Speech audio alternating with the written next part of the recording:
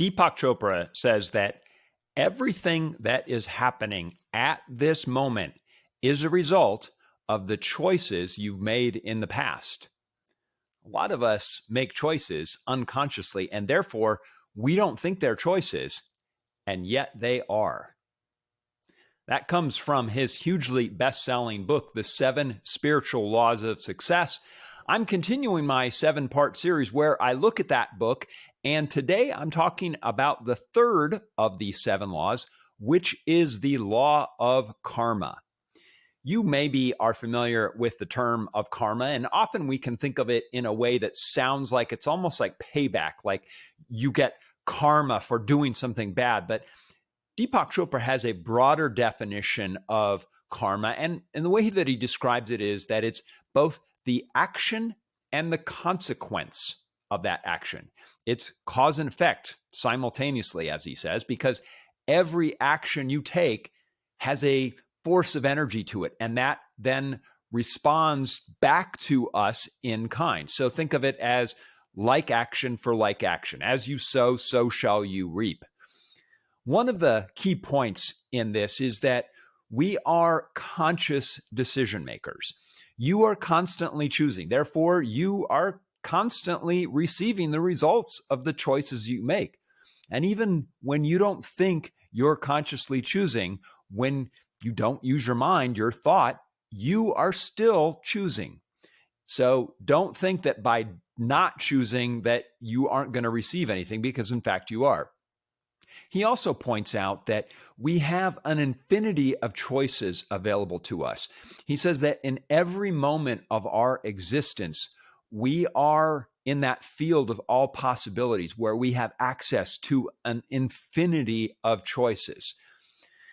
And so everything that happens to us is the result of choices that we've made in the past. For example, me possibly gaining weight today is a result of diet and exercise choices I've made in the past. Me feeling rested and energetic today is the result of choosing to go to bed early last night. Or me having a completed book is the result of choosing to sit down to write every day.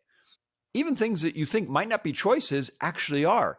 Deepak Chopra makes the point that, for instance, if I were to pay you a compliment, you would still make the choice of being pleased or flattered, but it's still a choice. So even small things like that, where you're not conscious of making a choice, you are in fact making that choice. And he goes on to say that most of us are so conditioned to responding reflexively, meaning we don't even think about our response. We don't choose our response, that basically we're triggered all the time by people and circumstances into predictable outcomes of behavior. So we're reflexively choosing without even being aware that we're choosing.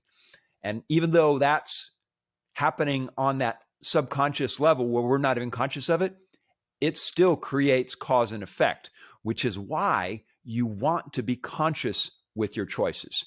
So how do you apply this in your life? Well, first, be conscious of the choices you're making.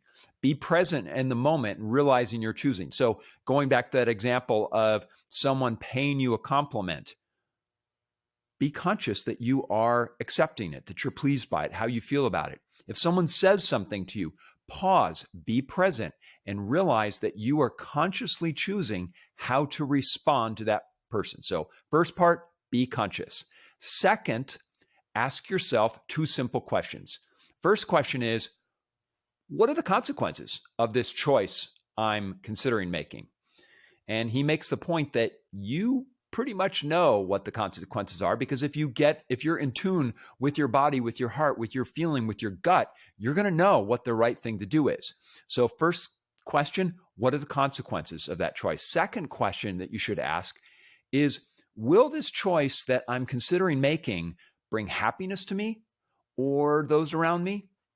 And if not, then maybe you should look for a different choice. If the answer is yes, then go ahead and make that choice. So that's the second way to apply this, is ask those 2 questions. The third is ask your heart for guidance. Be guided to signs and signals that your body gives you when you're thinking about choices to make.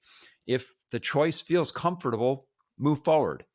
If not, maybe pause and look at the consequences, and then search again for guidance. In his first law, he talks a lot about the importance of meditation. And this is really where the more that you meditate, the more you will be in tune with your inner guidance, your inner being, your spirit that motivates and guides you and leads you. And the more that you do that, you'll be open to these signals, these intuition ideas that come to you.